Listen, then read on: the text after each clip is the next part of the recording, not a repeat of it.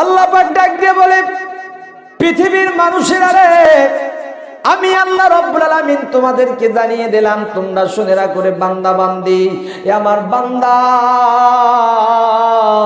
বান্দি রে, তোমরা শুনে রাখো, আমি আল্লাহ রব্বুল আলামিন যদি আটলান্টিক মহাসাগর, প্রশান্ত মহাসাগরের হাজার হাজার ফিট পানির নিচে আমি আল্লাহ যদি সাথী তারকার মাধ্যমে আমি আল্লাহ যদি ঝিনুকের মধ্যে শামুকের মধ্যে রহমত বর্ষিত করতে পারি রে বান্দা বান্দি, এ আমার বান্দা বান্দি রে, তোমরা কি আছো গভীর রাত্রির বেলা যখন তোমরা সালাতুত তাহাজ্জুদ নামাজ পড়ে, সালাতুত তাওবার নামাজ পড়ে যখন তোমরা আমার দরবারে দুটো হাত তুলে যখন তোমরা দরখাস্ত করো রে বান্দা, এ আমার বান্দা, যখন তোমার চোখের পানি নাকের ডগার কাছে এসে হাজির হয়ে যায়, যাওয়ার সঙ্গে সঙ্গে আমার আরশ মহল্লা হেলতে থাকে আর দুলতে থাকে। আল্লাহ পাক ডাকটা বলে, ফেরেশতারা আমার আরশ মহল্লা হেলে আর দোলে কেন বুঝতে পারি না। আল্লাহর ফেরেশতা ডাকটা বলে, আল্লাহ তোমার বান্দা বান্দি সালাতুত তাহাজ্জুদ নামাজ পড়ি, সালাতুত তাওবার নামাজ পড়ি, আল্লাহ আপনার দরবারে দরখাস্ত করতে যে আল্লাহ। আল্লাহ বলে, তারা কি জন্য কান্দে? আল্লাহর ফেরেশতারা ডাকতে বলে, আল্লাহ তারা জাহান্নাম থেকে মুক্তির জন্য তারা কান্দে। বলে, তারা কি জাহান্নাম দেখেছে? বলে, না, তারা জাহান্নাম দেখে নাই। বলে, জাহান্নাম না দেখার পরও যারা বিশ্বাস স্থাপন করলো রে ফেরেশতারা তোমরা সাক্ষী থাকো, এ আমার ফেরেশতারা তোমরা সাক্ষী থাকো, আমি আল্লাহ ওই সব বান্দা বান্দির সমস্ত জিন্দেগির গুনাহ খাতা আমি আল্লাহ মাফ করে দিলাম। আর জোরে জোরে বলেন সুবহানাল্লাহ। আল্লাযীনা ইয়াসতামিউনাল কাওলা ফায়াত্তাবিউনা আহসানাহু উলাইকাল্লাযীনা হাদাহুমুল্লাহ। আল্লাহু আকবার। যে ব্যক্তি কোরআন শরীফ মানবে, ফায়াত্তাবিউনা, যারা ইত্তিবা করবে, আহসানাহু উলাইকাল্লাযীনা হাদাহুমুল্লাহ, আল্লাহ পাক তাদেরকে হেদায়েত দান করে দিবে।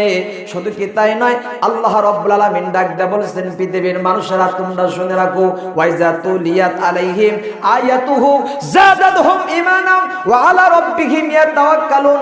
ঈমানদার লোকদের সম্বন্ধে বলতে গিয়ে আল্লাহ বলেন, যখন তোমাদের সামনে কোরআনের আয়াতসমূহ তিলাওয়াত করা হয় তখন তোমাদের ঈমানগুলো আরো বেড়ে যায় এবং তারা তাদের প্রতিপালক মহান রবের উপর পূর্ণ ভরসা করা শিক্ষা পায়। আরো জোরে জোরে বলেন সুবহানাল্লাহ। বন্ধুরে, সম্মানিত ভাইরা আমার, আজকে মুসলমান ভাই আমার, আজকে আমরা মুসলমান আমরা কি হয়ে গেলাম? আজকে কোরআন বাদ দিয়ে আজকে আমরা শয়তানের ধোঁকায় পড়ি। আজকে আমাদের জীবনগুলো আমরা অসতলে ছেড়ে দিচ্ছি মুসলমান ভাই আমার। আজকে আল্লাহর পথ বাদ দিয়ে আজকে তাগুদের পথ অনুসরণ করলাম মুসলমান ভাই আমার, আল্লাহর বান্দারা।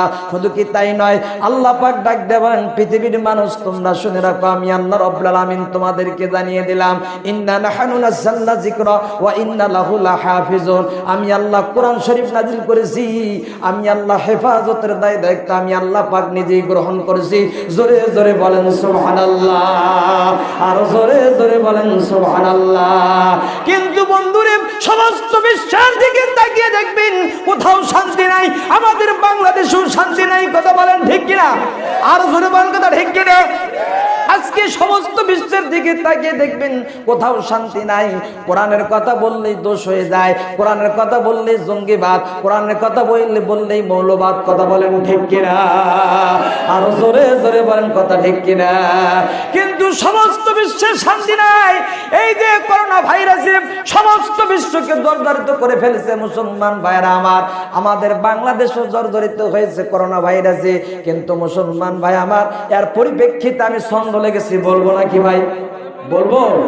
আজকে বাংলাদেশ দুর্নীতিতে গোল্ডেন প্লাস, অর্থনীতির সর্বনাশ, রাজনীতিতে অস্থিরতা, জনগণের মাথা ব্যথা, নেতাদের গরমে, অশান্তি আর চরমে, আল্লাহর উপর আস্থা নাই, হানাহানি চলছে তাই, নারী নীতির সবলে সব গেল বিফলে, ধর্মনিরপেক্ষতা, নাস্তিকদের সভ্যতা, শাহবাগের ওই রই, নাস্তিকদের হইচই, হেফাজতের সমাবেশ, লাশে লাশে ধর্মরেশ, মিডিয়া সব করা ভিড়, গণতন্ত্রের দুর্দিন, চোর ডাকাতের বিচার নাই, আলেম ওলামা জেলখানায়, তাফসীর বন্ধ করে, 44 ধারা জারি করে, টুপি দেখলে রাজাকার, পাঠিয়ে দেয় কারাগার, কত রঙের ভঙ্গি, সত্য বললে জঙ্গি, আল্লাহু আকবার জিন্দাবাদ, কোরআন মানলেই মৌলবাদ, ক্ষমতার বাহাদুরি, ভয়ভীতি, খুন খারাপি, খুন হত্যা, মানুষ খুন চলছে বাংলাদেশে প্রতিদিন। কত সুখ সমাচার, পিলখানার হাহাকার, সীমান্ত বর্ডারে নির্মম মার্ডারে, শত শত সানানি বিচার হিসাব তো মেলেনি, টকশো লাইকশো নানা পেলাতা ধ্বংস, নেতা নেত্রীর লাভঝাপ আলাপাত সংলাপ, এক চুলো নড়বে না, এক চুলো সরবে না, হয়তো চুল উঠবে নয়তো চুল ছিঁড়বে, চুলে চুলে তোলাতুলি, দলে দলে দলাদলি,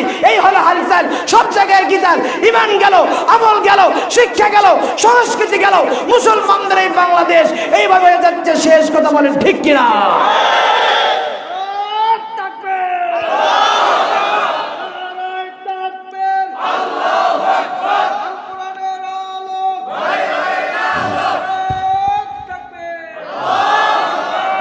কোরআন মানলে জান্নাতি। কথা বলেন ঠিক কিনা? আর জোরে